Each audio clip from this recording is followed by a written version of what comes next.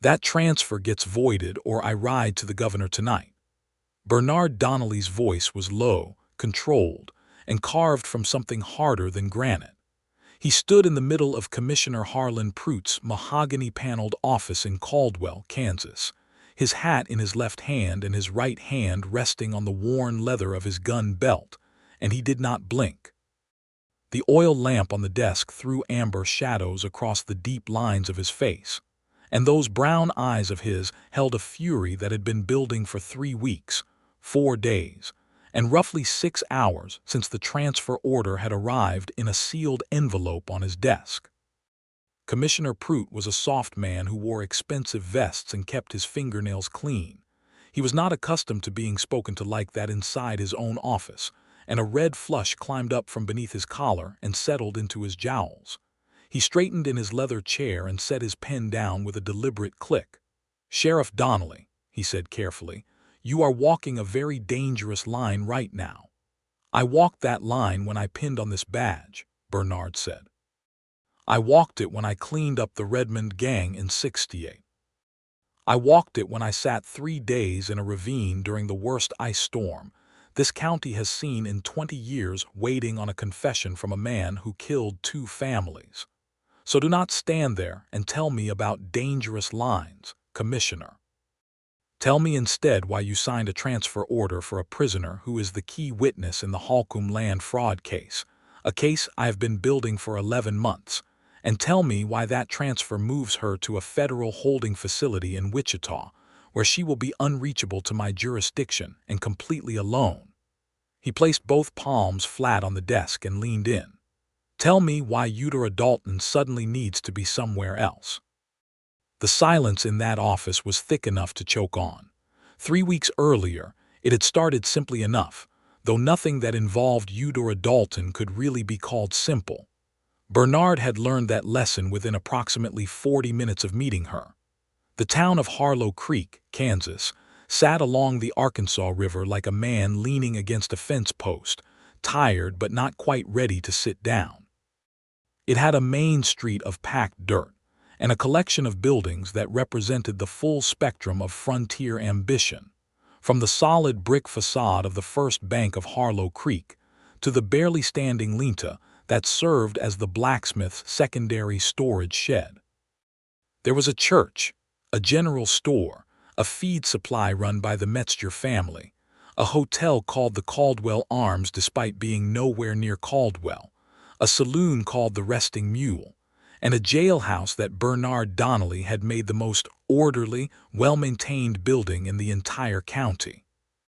He had been sheriff of Harlow Creek for 6 years, having come to the town after a complicated stretch as a deputy U.S. Marshal that had left him with a slight limp, 2 scars he never discussed, and a deep and settled conviction that justice was a thing worth fighting for even when the fighting cost you something personal. He was 34 years old, broad through the shoulders, with dark hair that went gray at the temples before its time, and a jaw that looked like it had been chiseled rather than grown. He was not what anyone would call a soft man. He was also not, if you paid close attention, as hard as he worked to appear. He had been at his desk reviewing land registry documents for the Holcomb case on the afternoon of October the 3rd, 1873, when Deputy Elias Fenn came in from the street wearing an expression that suggested something unusual had happened. "Sheriff," Elias said, "there is a woman outside who would like to speak with you. She says it is urgent." Bernard did not look up from the documents. Most things people call urgent are not. "She rode in alone," Elias said, "from the direction of Holcomb land." That made him look up. She was standing just outside the jailhouse door when Bernard stepped out, and the first thing he noticed was that she was covered in trail dust from her collar to her boots and was still managing to look like a woman who was not accustomed to being dismissed.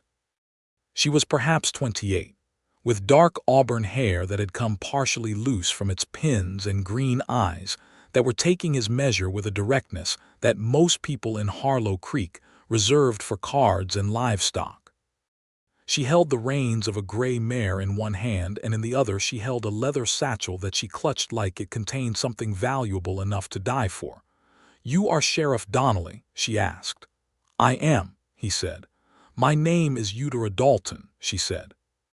"I was employed as a bookkeeper for the Holcomb land and cattle operation for the past 2 years, and I have documents in this satchel that prove Silas Holcomb and at least 3 county officials have been filing fraudulent land deeds and stealing water rights from homesteaders along the entire south bend of the Arkansas River. I am telling you this now rather than leaving the territory because there are 2 men who have been following me for 3 days, and I would like to not be murdered before I can hand these documents to someone who has the authority to act on them." She said all of this with the calm, even delivery of a woman reporting a weather observation, and Bernard stood there for a moment processing the density of what she had just said. "Come inside," he said. That was how it began. Inside, over the next 2 hours, Eudora Dalton laid out a case that was meticulous, comprehensive, and damning. She had ledgers. She had copies of fraudulent deeds. She had written correspondence between Silas Holcomb and a surveyor named Greaves who had been filing falsified land measurements with the county office. She had dates, amounts, and names. She was, Bernard realized within the first 30 minutes, the most organized and methodical witness he had ever encountered. She was also frightened, though she was doing everything in her considerable power to not show it. He caught it in the way her hands moved when she spread documents on his desk. A slight tension in the fingers, a controlled deliberateness, as though if she stopped controlling each small motion the fear would find a way out. He recognized it because he had felt it himself in situations where falling apart was not an option. "How long have you been gathering these?" he asked, indicating the documents. 14 months, she said. "I began noticing discrepancies in the ledgers about 6 months after I started working there. At first I thought it was careless bookkeeping. Then I realized it was careful fraud. After that I started making copies." "That was dangerous," he said. "Yes," she agreed. "I was aware of that." "Why didn't you leave sooner?" She looked at him steadily. "Because I wanted enough evidence that it could not be buried. One ledger discrepancy gets dismissed. A year's worth of documented fraud with corresponding deeds and correspondence is harder to make disappear." Bernard looked at the documents spread across his desk, at the neat, clear handwriting of her copies, at the evident months of meticulous and terrifying work, and he felt something he had not expected to feel. He felt respect, deep and immediate, like a root taking hold. "I am going to need to ask you to remain in Harlow Creek while I verify these," he said. "I can provide protection." "For how long?" she asked. "However long it takes to build a case that will hold up in court and get Silas Holcomb where he belongs." She was quiet for a moment. Then she nodded. "All right," she said. "But I want to understand every step of what you are doing and why. I have been keeping my own counsel on this for over a year. I am not accustomed to handing it off entirely." "I wouldn't expect you to," he said. He put her up at the Caldwell Arms, spoke to Mrs. Hetty Oakes, who ran it about keeping an eye out for strangers asking after a woman traveling alone, and sent Elias out to follow up on the 2 riders Eudora had spotted on her trail. They turned out to be a pair of Holcomb's hired men named Cord and August, who made the strategic error of asking loudly in the resting mule about a woman with a gray mare, and ended up spending a memorable night in Bernard's jail before departing the county with a very clear understanding of what would happen to them if they returned. In the days that followed, Bernard and Eudora fell into a working rhythm that surprised him with how natural it felt. She came to his office every morning after breakfast, and they would go through the documents together, with Bernard cross-referencing against the official land records he requested from the county, and she walking him through the internal logic of Holcomb's accounting system. She was patient when he needed something explained, sharp when she saw him miss a thread, and entirely unintimidated by his tendency toward long silences while he thought. On the 4th day, he brought her coffee from the small stove in the back of the jailhouse, and she looked up from a ledger page and said, "You brew this like you are punishing it." He looked at the cup. "It serves its purpose." So does a punishment, she said, and there was a dry, understated humor in it that caught him entirely off guard and made him laugh, which was not something that happened to Bernard Donnelly with any great frequency. She noticed. He could tell because the corner of her mouth moved in a way that suggested she was filing it away. On the sixth day, he walked her back to the hotel in the evening, which he had begun doing as a matter of course after realizing that Cord and August were not the only Holcomb men who had been asking questions, and she asked him how he had come to be sheriff of Harlow Creek. He told her a version of it, the Marshall years, the case that went wrong in Abilene, the sense that something more settled was what he needed. He left out the parts that still hurt, which was considerable. She listened without interrupting, and when he finished she said, "You chose this place." "I did. Not just what it offered you," she said. "You chose what you could offer it." He looked at her in the darkened street, the lamplight from the hotel windows catching the auburn of her hair, and he realized she had understood something about him that he had not put into precise words even for himself. The realization was unsettling in a way that had nothing to do with danger and everything to do with a kind of vulnerability he had not permitted himself in a very long time. "Get some sleep," he said, which was not what he wanted to say. She went inside, and he stood in the street for a moment longer than was strictly necessary. The case against Holcomb was growing solid. Bernard sent copies of the key documents to the district court in Wichita under seal, keeping Eudora's name off the accompanying letter and citing only that a confidential source had come forward. He wrote out twice to the affected homesteaders along the south bend of the Arkansas, men and women who had been paying lease fees on land they legally owned or had been pushed off water sources they had legal access to, and took sworn statements. He was building something that would stand. The problem was that Silas Holcomb was also building something, though his architecture ran to intimidation and corruption rather than evidence and law. Holcomb was 53 years old, built like a man who had started large and then added to it, with the kind of money that in 1873 Kansas translated directly into influence. He owned 40,000 acres, or claimed to. He ran 1,000 head of cattle. He had a relationship with Commissioner Harlan Pruitt that went back 15 years and involved, as Bernard was beginning to suspect, considerably more than professional courtesy. There were 3 county officials named in Eudora's documents, and one of them had already ridden out to Holcomb's ranch the day after Bernard had filed his preliminary inquiry with the county office. Bernard had not told Commissioner Pruitt the name of his witness. Somehow, Holcomb's men knew it anyway. On the 11th day, Eudora came to Bernard's office in the morning looking like she had not slept, and she told him that she had found a note slipped under her hotel room door in the night. It contained her name, her home address in Missouri, and the names of her younger sister and her sister's husband. It contained no explicit threat because it did not need to. The implicit communication was sufficient. Bernard read the note. He read it twice. Then he folded it carefully and placed it in the locked drawer of his desk where he kept the original copies of Eudora's documents, and he looked at her across the desk, and he felt that cold, very specific anger that he had learned over the years to treat as useful information rather than a thing to be acted on immediately. "Is your sister safe?" he said. "I sent a telegraph this morning," Eudora said.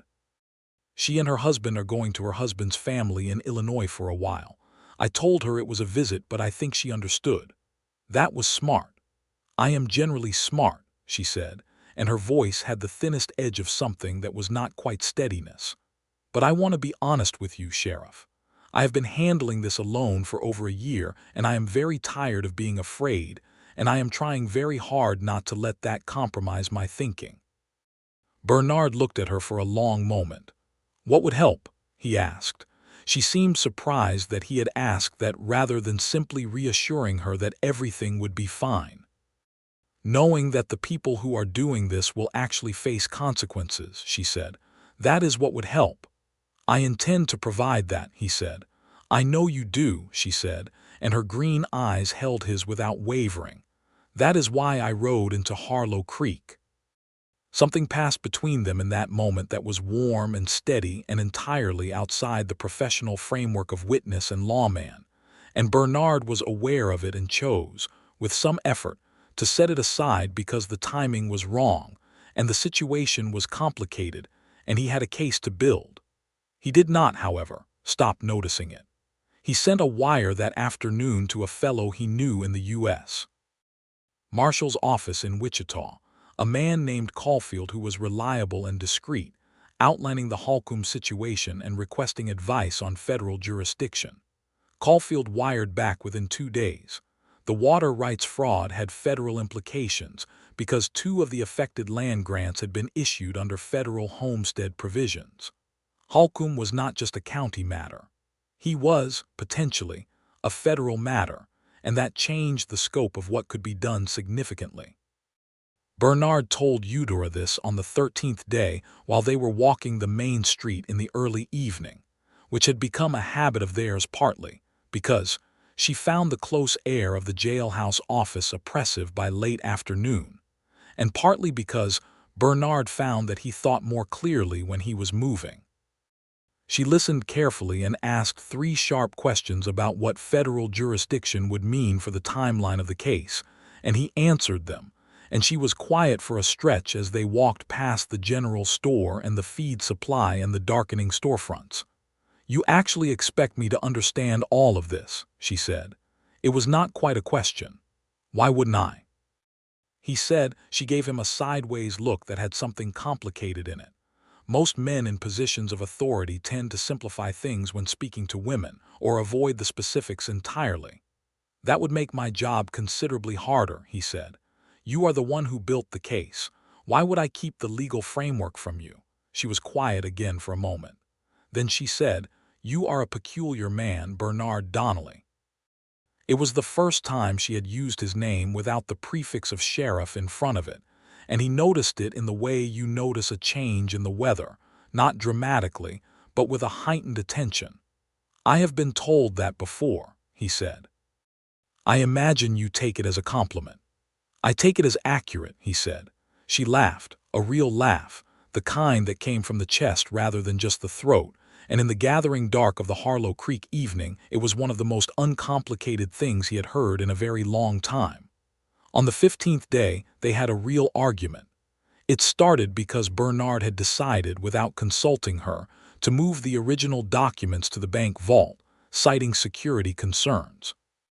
He told her this as a completed fact rather than a plan he was proposing, and Eudora set down the cup of the terrible coffee she had been tolerating and looked at him with a stillness that preceded something intense.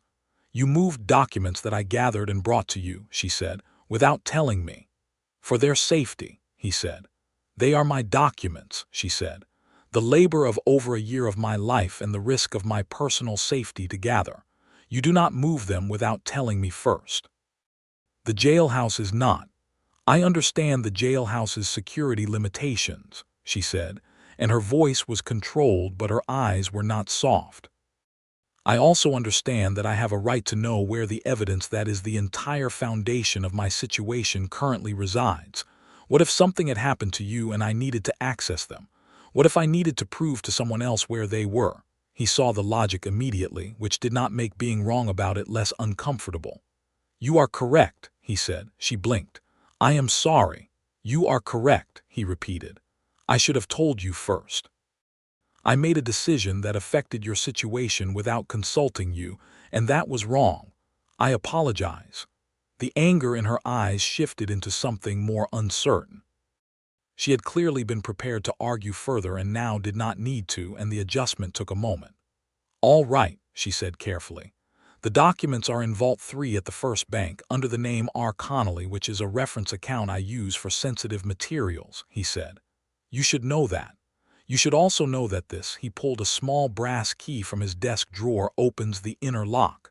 I am giving you a copy." He laid it on the desk between them. She looked at the key. She picked it up slowly. "You trust me with that," she said. "I trust you with all of it," he said simply. "I just forgot for a moment to act like it. That will not happen again." She held the key in her palm for a moment, and when she looked at him, the expression on her face was not something he had a ready word for. It was layered, complicated, and warm in a way that ran straight through any professional distance he had been maintaining and did not apologize for doing so. "Thank you," she said. "Do not thank me for basic respect," he said. "That should be a given." "In my experience, it frequently is not," she said. He had nothing useful to say to that because it was the truth. And so he simply held her gaze and let the silence acknowledge what words would have cheapened. By the 17th day, he was well past the point of pretending to himself that his feelings for Eudora Dalton were purely professional. He took the pretense out and examined it the way he examined evidence, methodically and without the comfort of wishful thinking, and concluded that what he felt was significant, real, and poorly timed. She was a witness in an active case. She was also, by any reasonable assessment, a woman who had her own life, her own plans, her own direction, and he had no reason to assume she felt anything toward him beyond professional trust and perhaps a degree of personal warmth that could be entirely platonic. He told himself these things with some regularity, and they were true. They were also losing to the accumulated evidence of actual proximity. On the 18th evening, there was a storm, the kind that sweeps across the Kansas plain with a speed and intensity that feels personal, and the telegraph line went down, and 2 streets in Harlow Creek flooded, and Mrs. Oakes at the Caldwell Arms had a roof section fail over the east wing where Eudora's room was located. Bernard was in the street helping to nail emergency canvas over the breach when he looked up and saw Eudora beside him with a hammer and a mouthful of roofing nails, completely unconcerned with the rain drenching her, working alongside Mrs. Oakes' hired hand with the easy competence of someone who had dealt with emergencies before. He watched her for one unguarded moment, the rain in her hair, the focused set of her jaw, the sureness of her hands, and felt something click into place inside him with the quiet finality of a bolt going home. They finished the emergency repairs and stood under the overhang of the general store porch with the rain hammering the street, and she had a streak of tar on her cheek that she did not know about, and her hair was entirely loose and entirely magnificent, and Bernard handed her his handkerchief and said, "Your cheek." She took it, located the tar by feel, and did not get all of it. "Did I get it?" "Not quite," he said, and without planning to, he took the handkerchief back and reached out and wiped the remaining streak from her cheekbone, his thumb brushing her skin for approximately 1 second longer than the task required. The air between them changed. She was very still and he was very still, and the rain provided enough noise to cover the entire embarrassing loudness of whatever was happening between them, and then he stepped back and cleared his throat and said, "There." "Thank you," she said quietly. "You are soaked through," he said. "I will walk you back to whatever room Mrs. Oakes has available." "I can walk myself," she said, but without the sharpness it might have carried, and she said it while looking at him in a way that suggested that what she actually wanted was for him to walk with her. "I know you can," he said. "I would like to walk with you anyway." She smiled, and they walked. The roof repair, the storm, the streak of tar, all of it ended with them standing outside the door of the temporary room Mrs. Oakes had found at the back of the hotel, and Eudora turned at the doorway and said, "Bernard," and when she said it, it had the weight of something she had been thinking about for a while. "I know," he said, which was perhaps not the precise response but was the honest one. She looked at him for a long moment in the low light. "The case is not finished," she said. "No," he agreed. "But when it is," she said. "Yes," he said, "when it is." That was not a kiss. It was not even a touch. It was 2 people making an honest acknowledgement of something real that existed between them and agreeing, without drama, to hold it carefully until they could address it without the complication of her being in his professional protection and in genuine danger. It was, in its way, more intimate than either would have been. 2 days later, the complication arrived, not with a knock at the door but with a sealed envelope on Bernard's desk bearing the commissioner's office seal. He read it and read it again. "Transfer order. Witness Dalton, Eudora are to be transferred to Federal Holding Facility, Wichita, Kansas, for protective custody pending reassignment of case jurisdiction. Effective 3 days from date.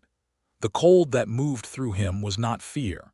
It was the recognition of a specific kind of betrayal, the kind where something that presents itself as official and procedural is actually a mechanism designed to remove an obstacle. He had seen it before. He recognized the architecture. He put the transfer order in his coat and he went to find Eudora. She read it twice as he had, and when she looked up her face was composed in that particular way it got when she was afraid and refusing to show it. Protective custody, she said, in Wichita. That is what it says. Away from you, she said, away from the case. Away from the documents and the witnesses you have spent 3 weeks coordinating. She paused. Away from any jurisdiction where you could protect me. Yes, he said. This is Holcomb, she said. This has Pruitt's seal on it, Bernard said, which means Holcomb reached Pruitt, which I suspected was possible but was hoping to move faster than. What happens to the case if I am transferred? He told her honestly. It weakens significantly.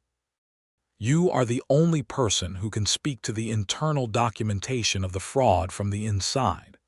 Without your testimony, the physical documents are evidential but lack the explanatory context to make the full picture legible to a jury. The case becomes harder to prosecute and much easier for Holcomb's attorneys to complicate. And in Wichita, she said, there is a federal facility where I would be alone and without anyone I trust and without access to my documents, and in a jurisdiction where Holcomb's reach may extend just as far. That is my concern, he said. She was quiet for a moment and then she said, What are you going to do? I am going to ride to Caldwell and speak with Commissioner Pruitt, he said. And I am going to be very direct. Define direct, she said. I am going to tell him that the transfer gets voided or I ride to the governor, he said. Governor Osborne is a man I have met twice. He is also a man who was elected on an anti-corruption platform, and who I believe would be extremely interested in documentation showing that the county commissioner has been facilitating the removal of a key witness in a land fraud case at the behest of the fraudster. Eudora stared at him. You would go to the governor. In a heartbeat, he said. Something shifted in her expression, something deep and almost undone, and she pressed her lips together for a moment before she spoke again. Bernard, she said, be careful. I am always careful, he said. You are frequently strategic, she said. That is not the same thing. He almost smiled. I will be both, he promised. If Pruitt does not void the order, she said, and you ride to the governor, Holcomb will know. His people are everywhere. Yes, Bernard said, which is why I am leaving tonight and telling no one else where I am going except you and Elias. He left her with Elias and a clear set of instructions, rode to Caldwell through the night on his best horse, a big roan named Calhoun, and arrived at Commissioner Pruitt's office at 6 in the morning with trail dust in his coat and the transfer order in his hand and a 12-month case worth of cold clarity in his chest. He had made the commissioner aware of the governor option within approximately 90 seconds of sitting down. And now here they were. Commissioner Pruitt looked at Bernard across his beautiful mahogany desk, and the flush in his face deepened, and for a moment Bernard watched the man calculate odds the way a trapped animal calculates exits. Eudora Dalton, Pruitt said carefully, is a person of interest in a case that has federal dimensions. The transfer is entirely procedural.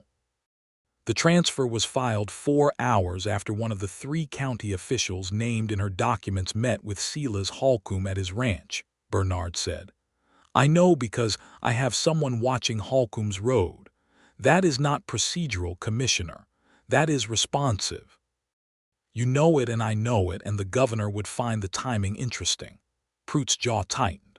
Furthermore, Bernard continued, the documents in this case include correspondence that names you Commissioner, not directly, not in a way that proves your involvement, but in a way that a thorough federal investigation would find worth examining very closely. He let that sit.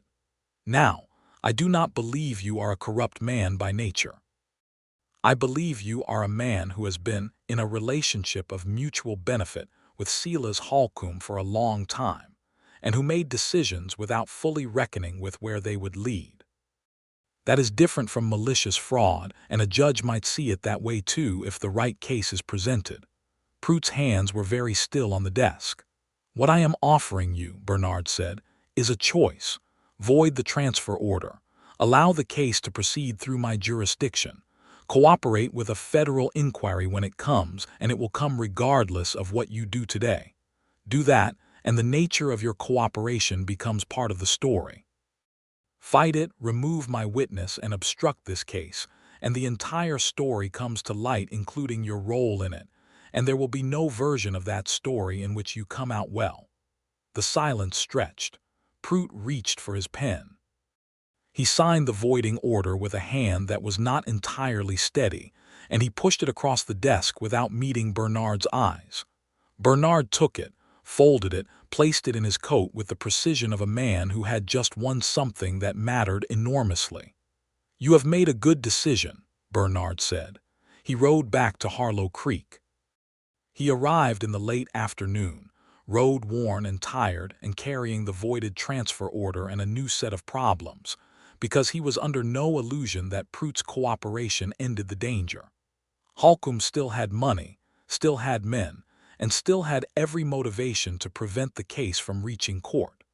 What had changed was the official landscape. The transfer was void. Eudora was still in Harlow Creek. The case was still alive. He found her at his office, which surprised him only slightly because where else would she have waited?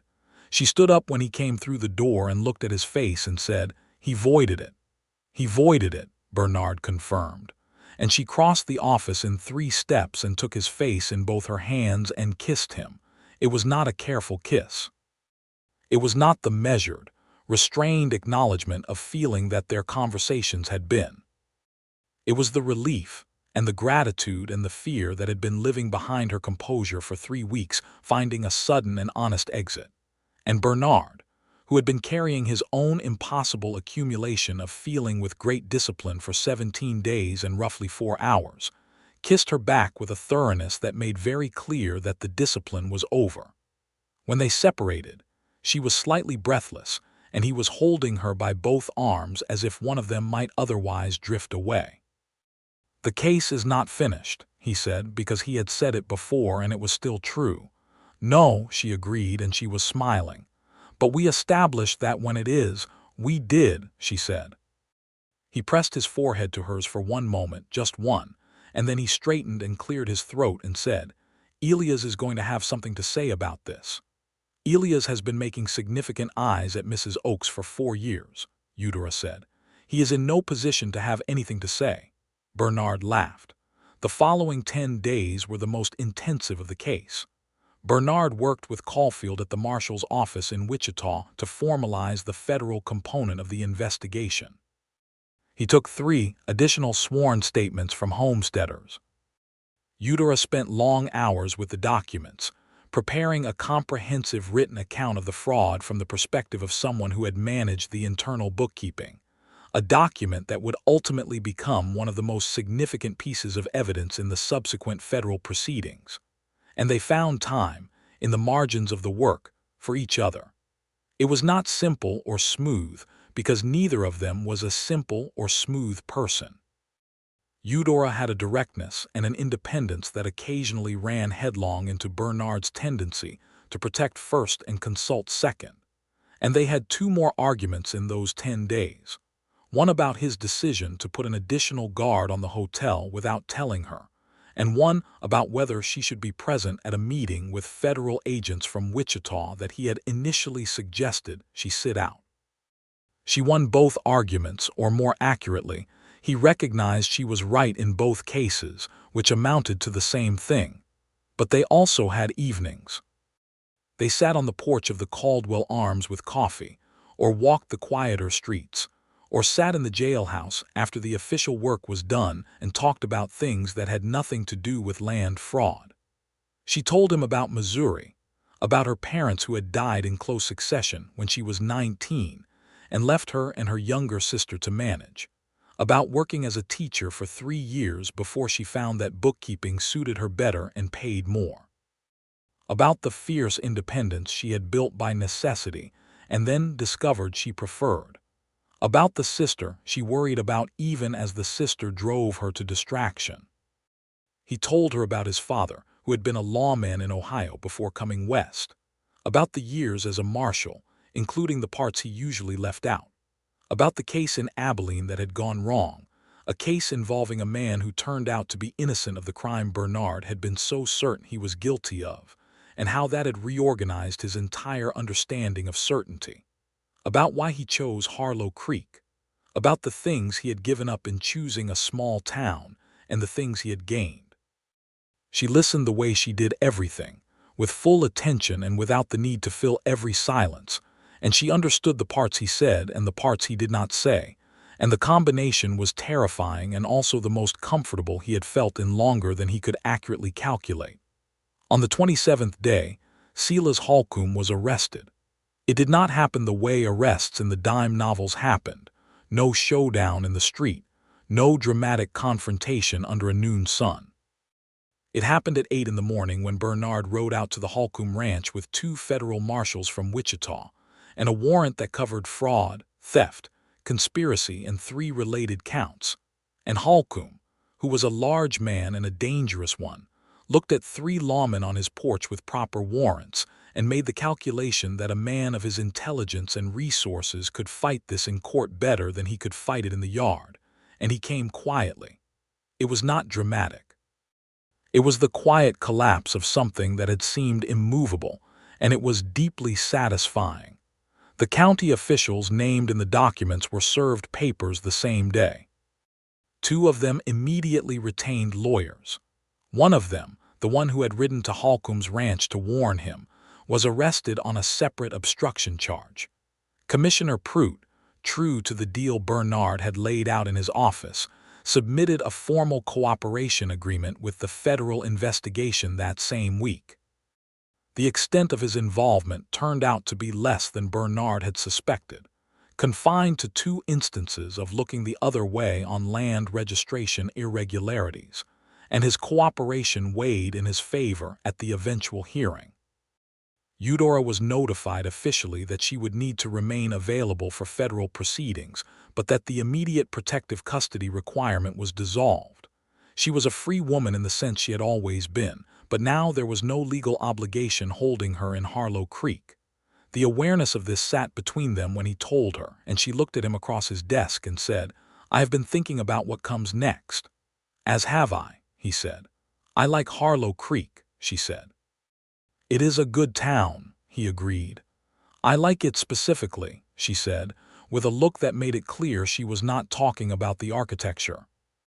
He came around the desk then, and he stood in front of her, and he said, "Eudora, I am 34 years old, and I have been careful with my feelings for the better part of a decade because careful seemed like the responsible approach. I have been revising that assessment recently." "Have you?" she said softly. "What I feel for you is significant," he said. "It is not something I arrived at quickly or carelessly.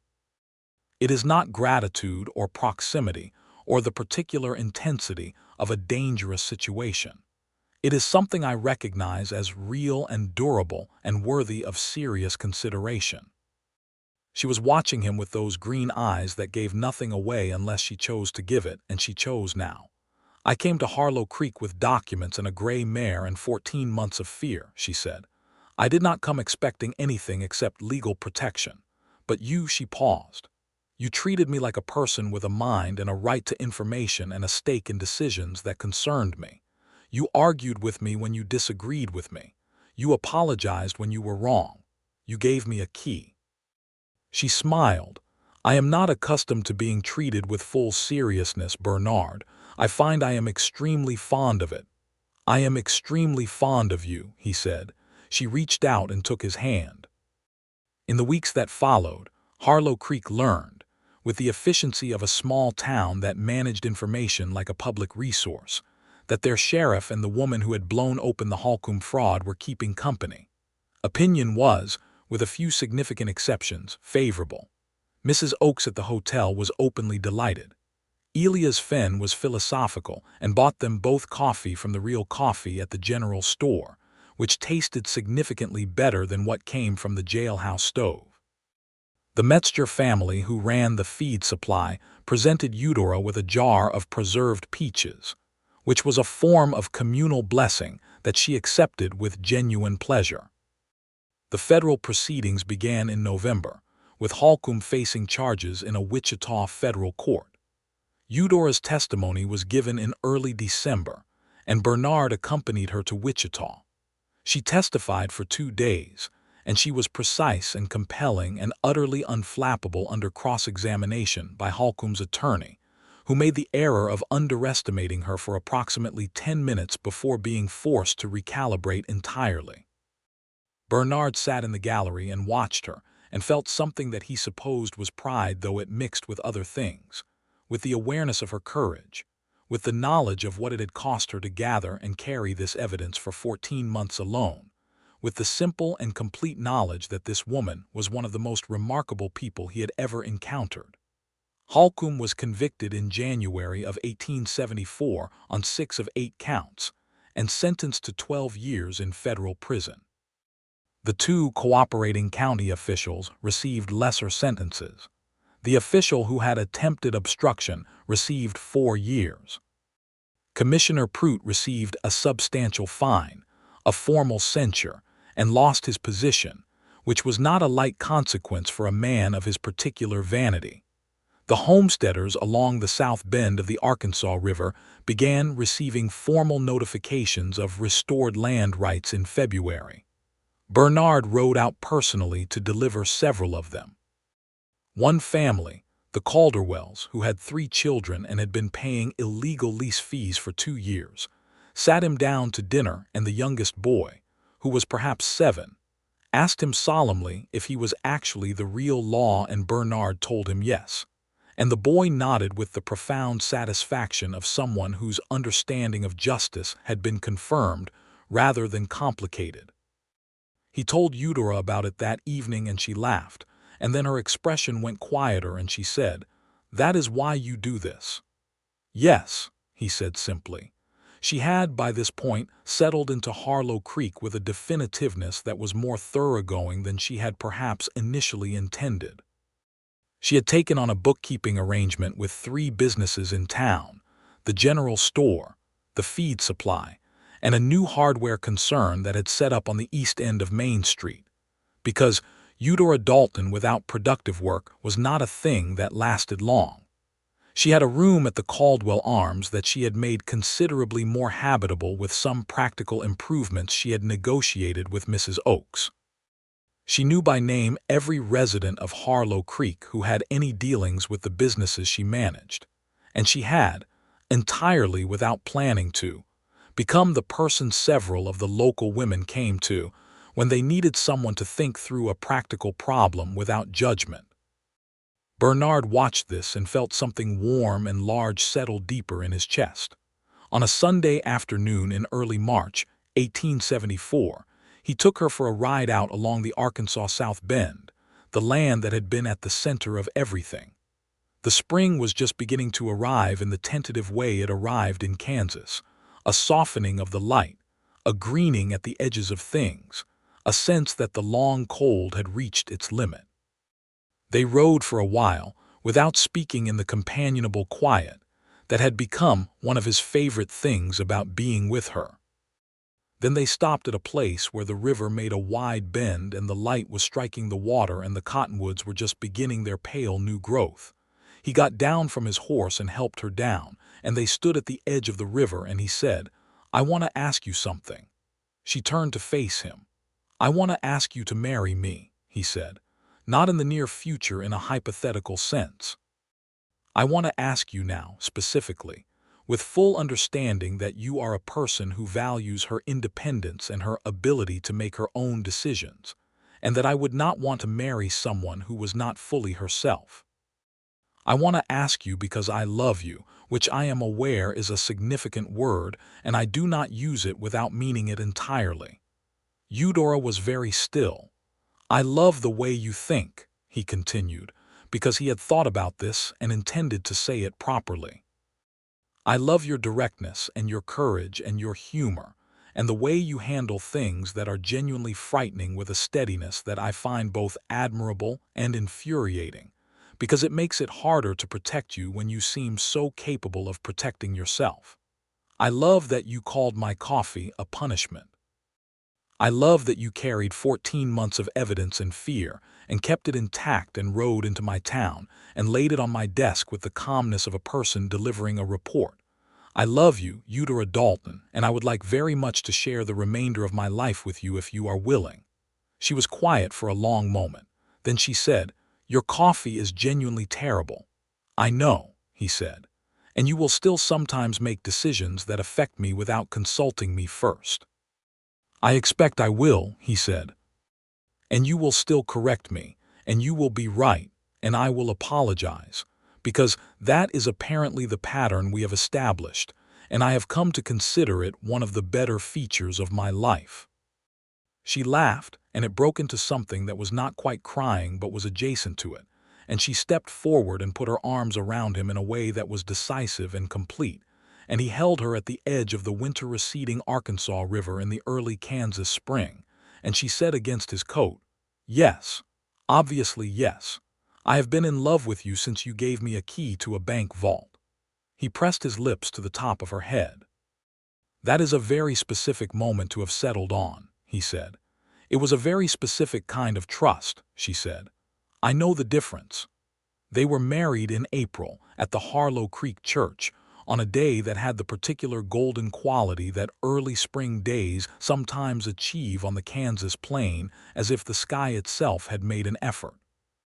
The ceremony was performed by the Reverend Thomas, who was a precise and somewhat formal man who had known Bernard for 6 years, and who shook his hand afterward with an expression that suggested he had genuinely not expected this particular development, and was, upon reflection, pleased by it. Eudora wore a dress that she and Mrs. Oakes had spent 3 weeks producing from cloth ordered from the general store, a pale blue that set off her auburn hair and her green eyes in a way that caused Bernard, when he first saw her at the end of the church aisle, to forget for approximately 2 seconds how to organize a complete thought.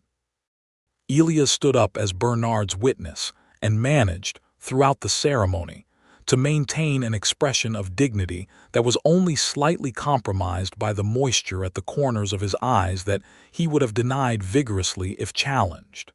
Mrs. Oakes, not incidentally, sat in the front pew on the bride's side, and the look that passed between her and Elias during the exchange of vows suggested that the observation Eudora had made about him 4 months earlier was not without foundation. Eudora's sister, whose name was Clara, came from Illinois with her husband for the wedding, and she embraced Eudora in the churchyard afterward with the intensity of someone who had worried extensively and was now being relieved of that worry. She was a small, bright-eyed woman who looked nothing like Eudora and had a personality that was somehow both softer and louder, and she pulled Bernard aside during the small reception that Mrs. Oakes and several of the town women had organized in the church hall and looked up at him with the direct assessment of a woman who had appointed herself to be the arbiter of her sister's well-being. "She wrote to me about you," Clara said. 2 letters, which for Eudora is a significant volume of communication about a person. "What did she say?" he asked. "She said you were peculiar," Clara said, "and that you listened. She put them in the same sentence, so I understood they were connected." She looked at him steadily. "Take care of her. She is better at taking care of herself than most people I have known," Bernard said honestly. "But yes, I intend to." Clara nodded, apparently satisfied, and went to find her husband. They set up house in the place Bernard had been renting on the eastern edge of Harlow Creek, a 2-story structure that was solid and well-built and considerably too quiet for one person and considerably more interesting for 2. Eudora reorganized the kitchen within the first week in a way that was so efficiently logical that Bernard could not find his coffee tin for 2 days, and then discovered it was in the location that made the most sense, which he had simply not thought to look. She kept her bookkeeping work, and he kept his badge, and they built, day by day, the particular ongoing collaborative enterprise of a shared life, which was sometimes seamless and sometimes required negotiation, and was at all times more interesting than either of them would have been alone. In the spring of 1875, Eudora told him she was expecting, with the composed delivery she applied to significant information, and the particular light in her eyes that told him what the composure was covering. He had not known himself capable of the quality of feeling that arrived in his chest at that news, and he demonstrated this by being uncharacteristically speechless for approximately 30 seconds, which she watched with visible amusement. "Bernard," she said, "I require a response." He crossed the kitchen in 3 steps and held her face in his hands and said, "I am extremely happy," which was accurate but did not cover a fraction of it. "That was the hope," she said softly, and leaned into him. Their son was born in November of 1875, on a cold, clear night when the stars over Harlow Creek were the particular sharp and numerous kind that appeared in the deep cold, and he came into the world with a determined solidity that suggested he had his own strong opinions about arrival, and would continue to have strong opinions about most things thereafter. They named him Thomas James Donnelly, Thomas for the Reverend who had married them and James for Bernard's father. Bernard held his son in the jailhouse waiting room, where the midwife had set up, because Eudora had insisted on proximity to Bernard's office during the final stages of the labor, citing a practical preference for having things arranged in a way that allowed for multiple contingencies. And the bundled weight of his newborn son in his arms rearranged something fundamental in him, in a way that all the years of professional experience and personal development had not managed. Elias looked in the window from the street, saw Bernard's expression, and had the thoughtfulness to go away again without knocking. Thomas James Donnelly grew into a boy who walked at 9 months and talked at 10, and had his mother's green eyes and his father's jaw, and the combined stubbornness of both parents, in a concentration that was impressive and occasionally exhausting. He attached himself to Eudora's bookkeeping work with an early fascination for numbers that delighted her, and to Bernard's badge with a reverence that made Bernard simultaneously proud and careful to explain, in age-appropriate terms, the weight of the responsibility it represented. The Holcomb land that had been at the center of everything was adjudicated through the federal courts over the following 2 years, with most of it reverting either to homesteaders with documented claims or to county jurisdiction for reallotment. 3 of the families who had been most severely affected by the fraud, the Calderwells and 2 others, received formal restoration of their land and a federal compensatory payment that was not enough but was something, and Bernard considered it a partial measure of justice, which was sometimes the best the available machinery could produce. He continued as sheriff of Harlow Creek. He was not, in the 5 years following the Holcomb case, unoccupied.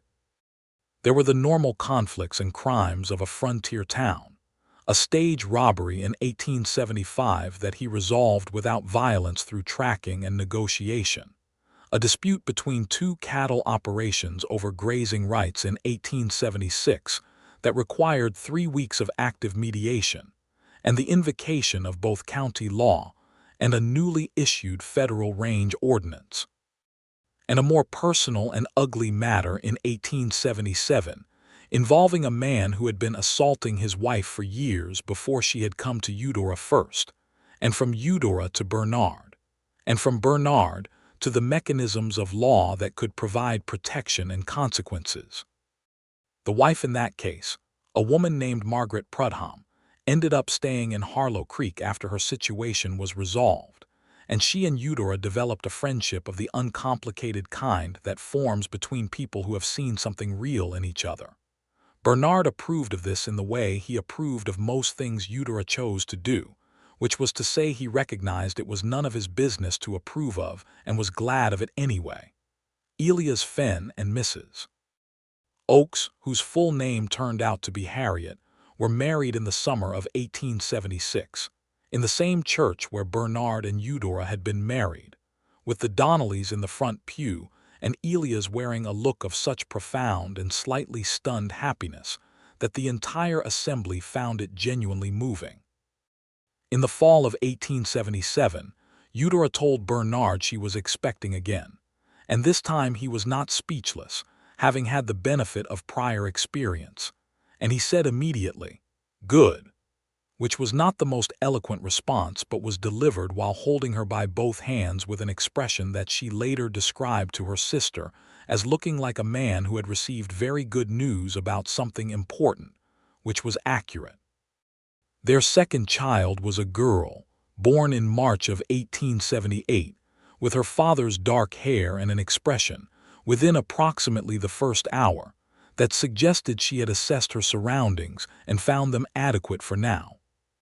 They named her Ada Clara Donnelly, Ada for the reason that Eudora had always liked the name and thought it had a clean and independent sound, and Clara for Eudora's sister, who received this information via telegraph and responded with a telegram that consisted almost entirely of exclamation points. Tom, who was 2.5, examined his new sister with the careful seriousness of someone conducting an assessment and announced that she was acceptable.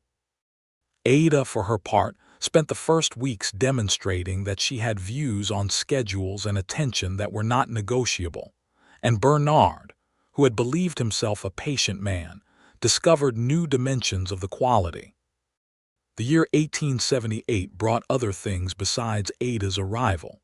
It brought a new county map that reflected the settled land claims post-Holcomb adjudication, which Bernard had on the wall of his office, and which he found quietly satisfying every time he looked at it. It brought a railway survey team through Harlow Creek, which raised the ongoing question of whether the town was going to grow significantly or continue at its established scale, a question the residents debated with the fervor of a religious controversy.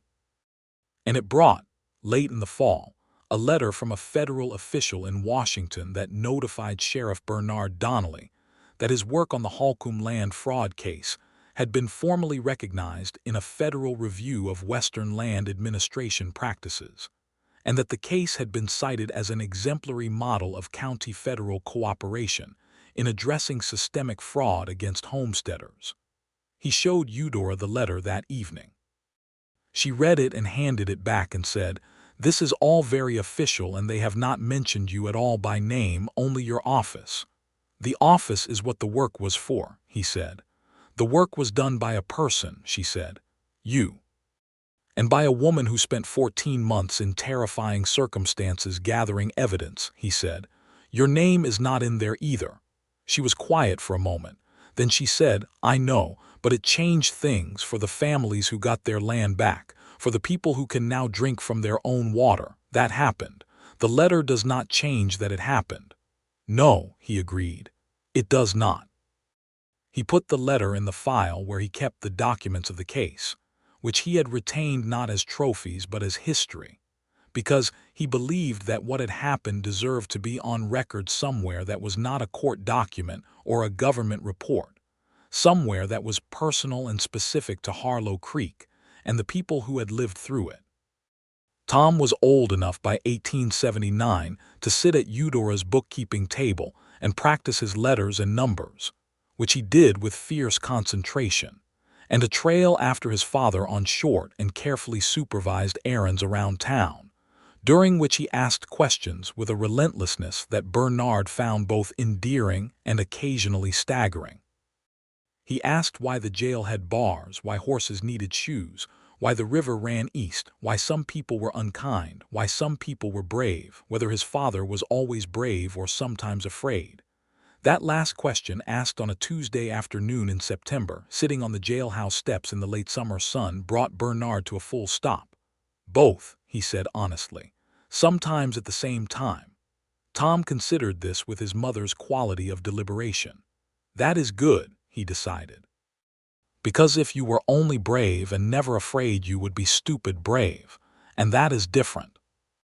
Bernard looked at his 4-year-old son and felt something that was equal parts wonder and the specific pleasure of being surprised by someone you love. "Where did you learn about stupid brave?" he asked. "Mama said it," Tom said. "About the horses." Bernard laughed the way he had learned to laugh, which was fully without reserve, because Eudora had been right from the beginning that life was too short for half measures of the things that were good. In the summer of 1880, when Tom was 4.5 and Ada was 2, Eudora organized a community gathering along the south bend of the Arkansas for the families who had been affected by the Holcomb fraud.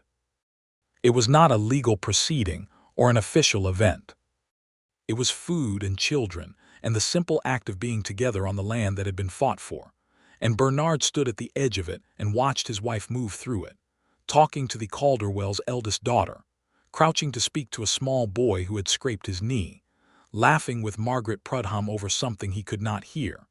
And he thought that this, all of it, the gathering and the restored land and the families on it and the woman at the center of it, was what justice looked like when it was not abstract, when it was real and specific and ongoing. Tom found a frog at the river's edge and brought it to show Bernard with both hands cupped and an expression of pure triumph. Ada fell asleep in Eudora's arms before the afternoon was half over, one small fist curled against her mother's collar.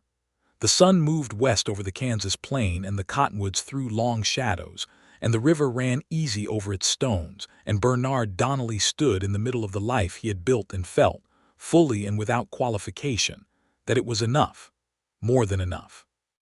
It was the kind of complete that you did not arrive at by accident or luck alone, but by a succession of choices, some hard, some terrifying, some made at a desk at 6 in the morning with a transfer order in your hand and a full understanding of what the consequences would be if you rode to the governor. He had ridden. She had kissed him. They had built something from the middle of it. The children of the Calderwell family and 2 others ran along the river's edge in the long summer light, and Tom pursued the frog in question with the unstoppable enthusiasm of someone who had inherited the best parts of both his parents and would, Bernard thought, make something of remarkable consequence out of them in time. Eudora caught his eye across the gathering, and the look she gave him was the one he had come to know best of all, the one that was not the professional composure or the fierce directness or the dry humor, but the one underneath all of those things, the one she gave only to him, that said, "Here we are. Here we are, and it is real, and I meant all of it." He held her gaze and thought, I know, and I did too." Tom came running back to show him that the frog had in fact gotten away, and he was not as disappointed as he might have been because the chase, he reported, had been excellent. Ada stirred awake in Eudora's arms and looked around at the river and the light and the people, and seemed to find it satisfactory. Harlow Creek went on in the way that good places go on, with ordinary troubles and ordinary joys, and the accumulated weight of people living alongside each other with imperfect goodwill, and the occasional necessity of the law, and the more frequent necessity of grace. Bernard kept his badge and his office and his terrible coffee, and the woman he loved, and the 2 children who had the combined energy and intelligence of both of them and who would, he was certain, give him a great deal more to be proud of and occasionally exasperated by in the decades to come. Eudora kept her books and her directness and her copy of the key to Vault 3 at the First Bank, which she had never given back and which he had never asked her to, because some symbols of trust should be permanent. The case documents remained in their file. The letter from Washington remained in the case file. The voided transfer order, signed by Commissioner Pruitt's own shaking hand, remained in the locked drawer of Bernard's desk, which now had 2 keys because Eudora had pointed out, on the second day of their marriage, that a locked drawer in a home office was an inefficient division of access, and he had agreed and had a second key made without argument. On a winter evening in January of 1881, with the Kansas wind off the plain and the fire in the parlor stove and Tom asleep upstairs, and Ada's voice still audible in the quiet way she talked to herself before sleep, Bernard sat at the parlor table with Eudora across from him, she with her ledger books and he with the quarterly county report that required his signature. And the lamplight fell between them, and the wind negotiated with the windows, and neither of them spoke for a good long while because neither needed to. Then she looked up from her ledger and said, "I have been thinking about taking on the hardware account full time. The Metzgers are managing, but they are not organized, and it is costing them." "They would be lucky to have you," he said. "I know," she said, without vanity, which was different from arrogance and one of the things he loved about her. "I also think," she paused with the quality she had when she was about to say something that had been built toward over time, "that in a year or two, Tom will be old enough for proper schooling, and the school here is adequate, but it is not what it could be," he said. "No," she agreed. "And I have been thinking that someone with organizational competence and the willingness to be direct with the school board could improve that significantly." He looked at her. "You are thinking about the school board," he said. "I am thinking," she said carefully, "that the people who determine what this town will be for the next generation should include people who have thought seriously about what this town should be." "Yes." He considered this. Then he said, "You would be excellent." "I would be formidable," she corrected, "which is different and perhaps more useful." He smiled. "Run for the board," he said. "I intend to," she said, and looked back at her ledger with the particular settled quality of someone who has made a decision that was already made and simply needed to be said out loud. Upstairs, Ada's voice had gone quiet and the wind had eased, and the fire spoke in the small language of burning wood that had been one of the ordinary sounds of this house for nearly 7 years. Bernard finished his county report and signed it and set it aside, and he looked at the woman across the table from him, and he thought about riding through the night to Caldwell with a transfer order in his coat and a case worth of cold clarity in his chest, and he thought about what had been waiting on the other side of that ride, not just the voided order, not just the case, but this, all of this. "Eudora," he said. She looked up. "I love you," he said. It was not in response to anything. It was not preparation for anything. It was simply true, and he said it the way you say things that are simply true. She looked at him in the lamplight with her green eyes and the 17 kinds of intelligence and courage he had come to know by name, and she said, "I love you, Bernard. I have loved you since you were wrong about the documents and right about the apology, which is a combination that is apparently irresistible to me." He laughed. She smiled and went back to her ledger, and the fire burned and the wind settled and Harlow Creek lay quiet around them under the January stars, and the life they had built together held them both, solid and real and entirely, finally, and irrevocably theirs.